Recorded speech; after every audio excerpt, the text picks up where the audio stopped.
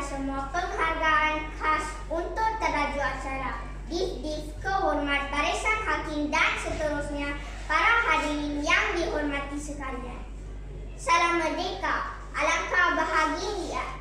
Alangkah bahagianya hidup di bumi Malaysia yang merdeka, aman, damai, maju dan makmur. Bagaimanakah keadaan ini dapat dikecapi hanya dalam masa 65 tahun?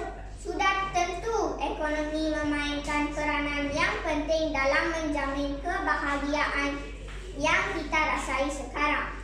Tidak dapat dinafikan peranan kelapa sawit dalam perkembangan ekonomi negara. Warga Dewan yang dihormati, kelapa sawit tunjang ekonomi negara. Begitulah bunyinya tajuk pidato saya pada hari yang mulia ini.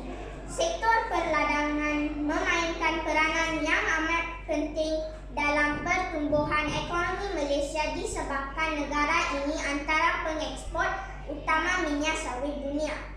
Setakat akhir tahun lalu, minyak sawit Malaysia merangkumi 24% pengeluaran minyak sawit global dan 31% jumlah ekspor dunia.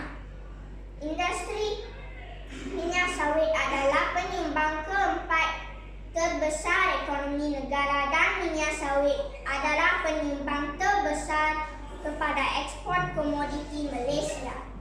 Tuan-tuan dan puan-puan yang dihormati sekalian, industri kelapa sawit secara tidak langsung menyumbangkan peluang pekerjaan dan manfaat kepada hampir 1 juta orang secara keseluruhan, sama ada dari segi aktiviti pada peringkat huluan maupun hiliran, termasuk petani, pekebun kecil, pemasaran, perdagangan domestik dan antarabangsa.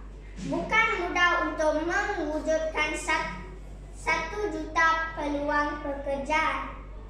Tidak dapat dinafikan bahawa sesuap nasi jutaan insan bergantung pada industri kelapa sawit.